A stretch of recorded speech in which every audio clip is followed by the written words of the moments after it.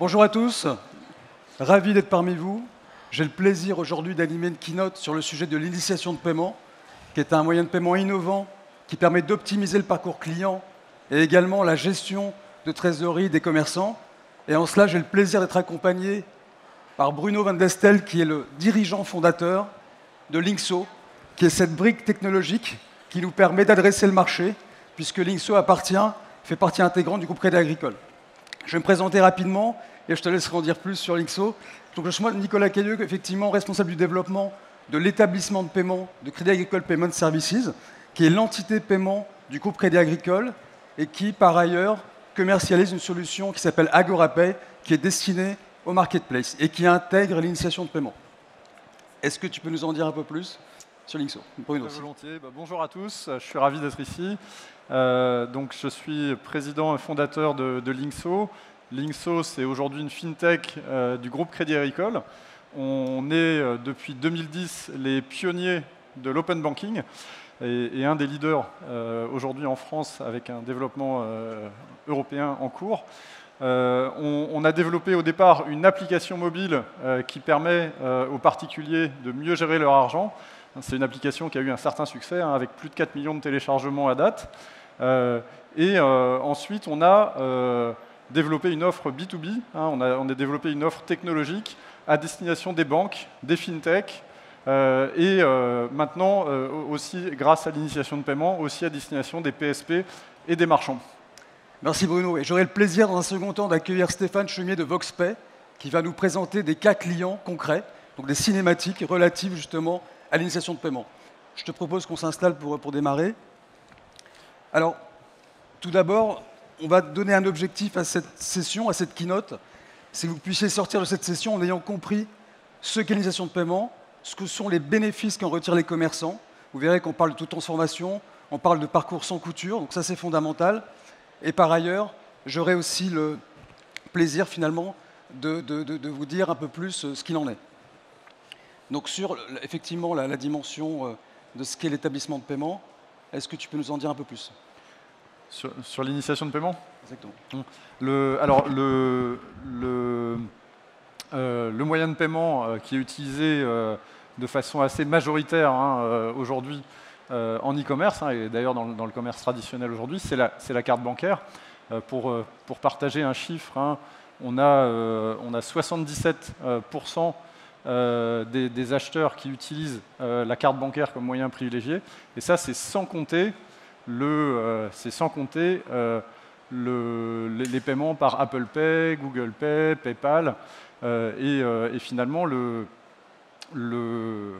virement, aujourd'hui, il ne représente que 16% des acheteurs. Absolument. Et avant de revenir sur cet usage, effectivement, de la CB, et notamment versus le virement, je voulais poser un constat préalable important, qui est qu'aujourd'hui, l'enjeu du paiement et les préoccupations de nos marchands aujourd'hui, c'est effectivement plusieurs points. Donc un point prégnant déjà, c'est la simplicité du parcours, et que c'est proposer une solution de paiement qui soit simple et fluide, faire en sorte que c'est un fondamental que la solution de paiement soit sécurisée, qu'elle puisse notamment avoir des bons outils de gestion de la fraude, et ce qui va concourir finalement à donner un taux de transformation efficient et optimal au client, c'est ce parcours fluide. Par ailleurs, en termes de gestion, il est important de savoir qu'une solution de paiement, elle doit garantir la réception des fonds, évidemment. Par ailleurs, elle doit s'assurer que ces fonds arrivent rapidement, puisque vous avez des enseignes, petites ou grandes enseignes, vous avez des enjeux de trésorerie. Donc il faut effectivement une réception des fonds dans des délais rapides. Et enfin, autre point prégnant, effectivement, en termes d'enjeu d'une solution de paiement, c'est le rapprochement bancaire. Puisqu'une fois que vous avez encaissé, il faut qu'au niveau trésorier et comptable, vous puissiez justement matcher vos données. Donc par ailleurs, ce qui est intéressant effectivement de savoir aujourd'hui, c'est côté client, comment on se positionne. Parce que là, je donne la configuration côté marchand. Et Bruno, donc, pour reprendre un peu justement la genèse de notre échange, est-ce que tu peux nous dire effectivement aujourd'hui quel est l'usage en matière de paiement dans l'e-commerce? Alors le paiement e-commerce, du coup, comme je le disais, c'est majoritairement de la carte bancaire. Pourquoi la carte bancaire? Parce que finalement, c'est un moyen de paiement qui est très simple. Quand le e-commerce est arrivé, la carte existait et la carte a su s'adapter au e-commerce pour fournir un moyen de paiement simple, à la fois pour le marchand et pour l'acheteur. Absolument. Maintenant, la carte bancaire, ça marche très bien, mais ça a quand même quelques limites. Par exemple, si on prend pour des achats avec des montants élevés, on a des abandons de panier à cause du plafond carte qui n'est pas toujours suffisant. Et c'est là où on peut peut-être trouver des bénéfices à utiliser d'autres solutions. Absolument. Et donc, pour reprendre les données chiffrées que tu évoquais, on a effectivement 77% des acheteurs qui effectivement utilisent leur carte bancaire versus sur le virement 16%. Donc oui, la carte bancaire est légion, c'est un fait. Donc moi, je pense au virement, qui est quand même un moyen de paiement historique. Comment se fait-il qu'il n'est pas plus dans les usages? Est-ce que tu peux nous expliquer? Alors, je ne sais pas si parmi vous, vous avez déjà essayé de payer en virement sur un site e-commerce. L'expérience, elle est pas terrible. Il y a une grosse rupture de parcours parce qu'en fait, le site e-commerce va vous donner l'IBAN du commerçant. Il faut ensuite aller sur le site de sa banque, le rajouter en bénéficiaire, parfois attendre 1 ou 2 jours, et ensuite il faut faire le virement en mettant le montant, le libellé, etc. Et du coup, il y a beaucoup d'abandons. Il y a des gens qui ne reviennent jamais, et du coup, c'est pas très pratique pour l'acheteur. Et puis pour le commerçant aussi, il peut y avoir des erreurs de rapprochement si le montant n'est pas bon, si la référence de la commande n'a pas bien été rentrée. Donc c'est un moyen de paiement qui est quand même difficile à utiliser aujourd'hui. Et spontanément, je pense au chèque, il ne faut pas oublier, qui me rappelle quelques similitudes en matière de frein justement à l'usage et en termes de gestion, même s'il est encore très présent aujourd'hui sur le marché français. Mais concrètement, donc, une fois qu'on a dit ça, il faut quand même se rappeler que l'enjeu de trésorerie que j'évoquais en amont, il est fondamental. Et aujourd'hui, donc, ce rapprochement bancaire, effectivement, il est légion également. Donc il faut savoir que le virement, via l'initiation de paiement, et ça je tiens vraiment à insister là-dessus, c'est un parcours effectivement digitalisé, c'est effectivement le virement référencé qui est partie intégrante et qui permet de communiquer aux trésoriers et aux comptables la data, les informations nécessaires à rapprocher. Donc retrouvez vos petits, savoir ce qui a été encaissé, ce qui a été viré en compte. Et du coup, l'initiation de paiement, pour aussi vous dire qu'est-ce que ça change. L'initiation de paiement, derrière, ça utilise le virement, mais ça va venir régler finalement tous les défauts qu'on a évoqués tout à l'heure avec Nicolas. Donc, avec l'initiation de virement, d'un point de vue du marchand, déjà, il va y avoir une demande de virement qui est créée, dans laquelle est précisé le montant, le libellé et le bénéficiaire du virement. Et tout ça, c'est passé à travers des API, donc des solutions techniques. Et ensuite, ce virement, à l'intérieur du parcours e-commerce, il va être présenté à l'utilisateur. L'utilisateur il reste en contrôle, c'est l'utilisateur qui va s'authentifier et valider ce virement sur le site de sa banque, avec un mécanisme de redirection. Mais on reste dans un parcours qui a le même niveau de fluidité que la carte bancaire. Très clair. Donc Stéphane de VoxPay nous évoquera dans un second temps les parcours clients, des cas concrets. Mais est-ce que tu peux nous dire, de façon très pratico-pratique, comment ça se passe quand j'arrive sur un site et que je souhaite faire un virement initié? Alors l'expérience de paiement sur un site e-commerce, elle est très simple. Et en fait, la bonne nouvelle, c'est qu'elle ressemble beaucoup aux autres moyens de paiement existants, notamment la carte. Donc une fois que j'ai fini de constituer mon panier, je vais choisir le moyen de paiement payé par virement. Là, à ce moment-là, au lieu de rentrer une carte bancaire, en fait, je vais choisir ma banque et je vais être ensuite automatiquement redirigé sur le site de ma banque. Je vais voir le virement où tous les champs sont pré-remplis. Je n'ai plus qu'à le valider. Et une fois le virement validé, je reviens automatiquement sur le site e-commerce et il y a la confirmation sur le site e-commerce que le virement a bien été envoyé. Très clair. Donc on comprend bien que l'initiation de paiement est une alternative, on va dire plutôt un complément à la carte bancaire, mais aussi une alternative dans certaines activités. Le parcours est digital sans rupture, donc j'ai plus effectivement à sortir, à aller sur mon interface bancaire. Donc tout se fait de bout en bout, le client est captif et on est sur du quasi temps réel en matière de paiement. On est également sur des plafonds effectivement qui sont assez élevés.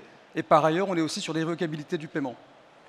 Et donc, factuellement, comment est-ce qu'aujourd'hui, la notion de virement instantané s'intègre dans l'initiation de paiement. Alors effectivement, hein, l'initiation de virement, ça a plein de bénéfices. Maintenant, si on le combine avec le virement instantané, là, on a presque le Graal du paiement. Hein, parce que déjà, là, comme on l'a évoqué, avec l'initiation de paiement, le virement va directement sur le compte du commerçant. Mais avec le virement instantané, il arrive en moins de 10 secondes. Donc en fait, on a un paiement qui est par virement, qui est irrévocable en moins de 10 secondes sur le compte du commerçant. Il n'y a pas de remise, il n'y a pas de compte intermédiaire. Donc on est dans une situation qui est quand même assez unique dans ce qui se fait aujourd'hui. À préciser également que cette initiation de paiement, elle ne sort pas de nulle part. Hein. C'est le régulateur, via la directive des services des paiements 2, qui a souhaité, à un moment donné, ouvrir les assets bancaires aux fintech, donc démocratiser cette dimension, en plus, effectivement, d'optimiser la sécurisation des paiements. Et donc, on arrive naturellement sur un sujet qui est l'open banking, notamment. Oui, tout à fait. L'open banking, hein, c'est un mouvement qui existe depuis quelques années, hein, depuis au moins 2010 en France. On a la directive sur les services de paiement qui est venue encadrer l'open banking en Europe à partir de 2015 et 2017, hein, pour la date de vote et application. L'open banking, on le connaît d'abord à travers les services d'agrégation de comptes, hein, à l'image de l'application Linkso. Mais l'open banking, c'est l'ouverture du compte bancaire, pas que justement sur cette partie lecture, hein, accès au compte, c'est aussi l'ouverture du compte bancaire pour que des acteurs externes puissent initier un paiement par virement. Hein. Donc finalement, c'est l'ouverture en écriture du compte bancaire. Effectivement. Les clients, aujourd'hui, ils sont déployés. Nous-mêmes, Crédit Agricole Payment Services a déployé l'initiation de paiement auprès d'un certain nombre de clients. Donc il faut savoir qu'il y a une évolution effectivement de ce moyen de paiement, une évangélisation encore. Est-ce que tu peux nous en dire un peu plus en matière de prospective et de ta vision sur les années à venir? Alors, pour moi, l'initiation de paiement a beaucoup de potentiel dans l'avenir, hein, pour plusieurs raisons. Finalement, je pense que le moyen carte bancaire, le moyen de paiement carte bancaire, il existait quand le e-commerce est arrivé, il a su s'adapter et il répond à plein de cas d'usage. Mais finalement, si on devait inventer le paiement pour le e-commerce aujourd'hui, peut-être qu'on n'utiliserait pas la carte bancaire. Le virement instantané, finalement, c'est une solution très simple avec très peu d'intermédiaires et du coup, elle a du potentiel pour fournir une solution assez économique pour le marchand et aussi, de par sa simplicité, une solution qui devrait minimiser la fraude. Très clair. Il y a un autre point, effectivement, qu'on n'a pas abordé, mais qui est important de rappeler, c'est la dimension, je parlais d'évangélisation. Donc il y a une progression qui peut être considérée comme linéaire, mais qui, à un moment donné, va être exponentielle. Et je ferai le parallèle, et je pense que tu es d'accord avec ça, avec le sans contact. Quand il a été mis en place, il a rencontré effectivement un usage qui était très progressif. Et rapidement, on est arrivé sur une courbe exponentielle de croissance, avec un accélérateur sanitaire, évidemment, que tout le monde connaît. Et aujourd'hui, vous avez 9 Français sur 10 qui ont adopté le sans contact. Oui, tout à fait. Hein, c'est vrai que l'exponentiel, quand on est à 0,x%, quand on fait x2, ça ne se voit pas beaucoup, mais quand on commence à être à quelques pourcents, le x2, il est vraiment visible.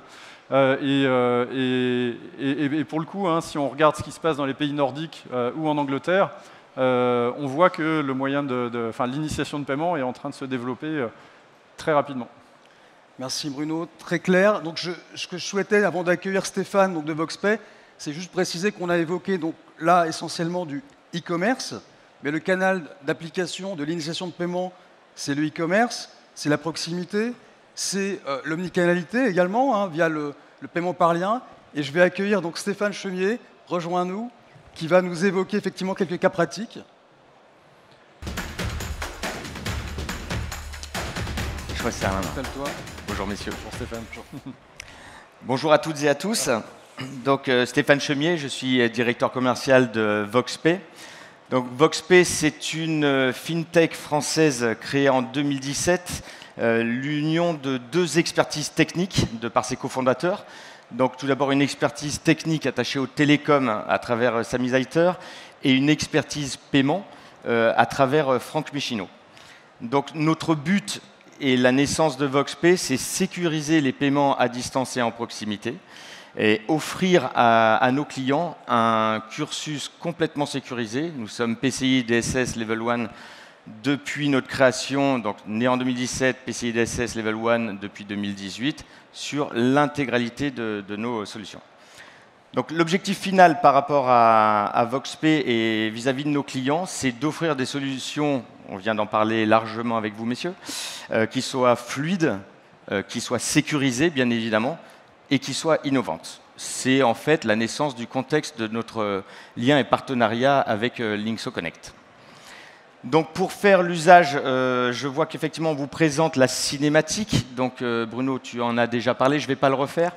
Une des caractéristiques particulières de VoxP dans notre environnement, la naissance, en fait, on a beaucoup travaillé avec la relation client. Donc l'excellence du parcours client est extrêmement important pour nous. Donc on va accompagner les clients du Crédit Agricole, puisque nous sommes prestataires techniques du Crédit Agricole, et avec nos partenaires. Donc du début à la fin de la transaction du paiement, l'objectif étant de maximiser le taux de conversion et la réception, le ressenti client sur ce parcours client. C'est pour ça que nous avons, vous pouvez voir projeté, une console de supervision qui aide le marchand à accompagner son client dans cette démarche et donc à accélérer les nouvelles solutions, l'appréhension des nouvelles solutions et l'adoption de ces nouvelles solutions. Donc là, ce qui est intéressant, bon, tu as quand même la vision client, la vision marchand. Est-ce que donc la cinématique, typiquement, vision marchand. Nous, on a parlé vision effectivement client et en vision marchand en termes d'informations qui sont communiquées aujourd'hui. Voilà, tout à fait. On s'aperçoit aujourd'hui, j'ai parlé des deux expertises techniques, hein, une partie télécom, une partie paiement. Associer ces deux technologies, ça nous a permis une chose importante, c'est de maximiser et d'optimiser le taux de conversion, comme je le disais. C'est-à-dire que VoxP est la seule fintech française à aujourd'hui à proposer sur les centres de relations clients une communication entre le marchand et le client sur un seul canal qui s'appelle la téléphonie, qui va aller du début à la fin sans aucune rupture de canal jusqu'à la finalisation de l'acte de paiement. À travers cette console que vous avez vue de supervision, ça permet aux vendeurs de pouvoir guider, accompagner, aider le consommateur final si jamais il y a une erreur, si jamais il y a une question, et donc transformer cela. C'est intéressant en termes de revenus pour le marchand, ça va de soi, mais c'est extrêmement intéressant en termes de nouvelles méthodologies de paiement, nouvelles solutions de paiement pour garantir et optimiser l'adoption de cette solution de paiement par le porteur étant le client. Très clair. Parfait. Ce que je souhaitais, c'est faire maintenant un peu la synthèse de tout ce qu'on a évoqué. Donc, ce qu'il faut retenir, et bon, je vais me lever parce que c'est plus évident pour donner les idées clés. Ce qu'il faut retenir, c'est que cette initiation de paiement a un réel atout aujourd'hui, autant pour les commerçants que pour les intégrateurs, que pour l'écosystème effectivement du paiement. Et il faut savoir que le triptyque vertueux, c'est un parcours digital sans rupture. Bruno, tu l'expliquais bien, Stéphane également, on n'a plus besoin de sortir du site. Effectivement, alors justement, pour aller sur son interface bancaire avec tous les délais que ça représente, le paiement est captif pour l'enseigne, elle n'a plus à être tributaire des délais qui incombent aux payeurs. On est également sur des plafonds, et ça c'est important, vous avez le secteur d'activité où les plafonds sont élevés, donc on est sur des plafonds qui peuvent aller jusqu'à 100 000 €, sachez-le. Et par ailleurs, on est sur l'évocabilité du paiement. Donc ça, c'est un point clé. L'autre point clé, et donc c'est un atout pour vous, pour votre taux de conversion, c'est que finalement, ce moyen de paiement, il s'applique à tous les canaux. Il s'applique à l'e-commerce, il s'applique au marketplace, il s'applique à la proximité, et il s'applique également à la convergence entre les différents canaux. Et je pense que lorsque vous viendrez nous rejoindre sur le stand, vous aurez l'occasion de donner des cas d'usage de clients concrets qui ont mis en place justement l'initiation de paiement en proximité avec une logique omnicanal. Une fois qu'on a dit ça, à qui on s'adresse? On aurait pu le préciser en amont. Sachez qu'on s'adresse donc aux professionnels et en termes de clients finaux, j'entends, et aux particuliers. Donc on est sur un positionnement B2B et B2C. Et donc n'hésitez pas effectivement à venir nous voir sur le stand donc, qui est à l'entrée principale du salon. Et par ailleurs, je tenais à remercier infiniment effectivement Bruno et Stéphane de leur intervention. Je suis très heureux d'être avec vous sur ces 25 minutes, enfin 20 minutes précisément, puisqu'il nous reste 5 minutes. Et maintenant, je voulais savoir si vous aviez potentiellement des questions à nous poser. N'hésitez pas.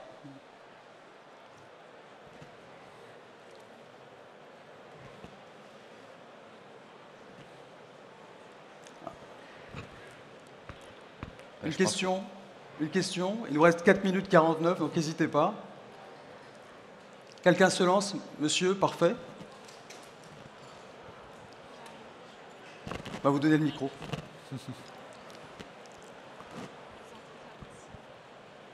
Par rapport à une certaine transaction où on perçoit des commissions, comment est-ce que ça s'applique sur ce système de paiement?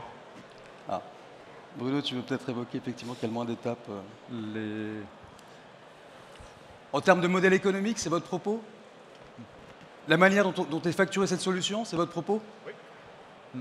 Très bonne question, merci. Typiquement, hein, le modèle économique qu'on applique est un modèle économique qui est par tranche. Hein, donc il y a un forfait de départ avec un certain nombre de transactions qui est inclus, et puis après un prix par transaction supplémentaire. Plus le forfait initial est important et plus le coût de la transaction unitaire hein, est faible. Il nous reste 3 minutes 38. Est-ce qu'il y a d'autres questions dans la salle? N'hésitez pas à lever la main. Ça peut être aussi des témoignages, des remarques. Est-ce que vous avez des questions? Est-ce que vous voulez faire des sondages publics à main levée? Profitez-en, hein. On a un panel là. Pas spécialement, mais en tout cas, on sera ravis de vous accueillir sur le stand, juste à l'entrée principale du salon. Moi, j'ai une question. Ah. Oui. Où êtes-vous? Je suis là. Bonjour. Bonjour. Le virement nécessite forcément de se connecter à l'outil bancaire du client. Donc, la transmission des informations bancaires dans l'outil ne pose-t-elle pas un problème? C'est une très bonne question. Ouais, je vais prendre la question aussi.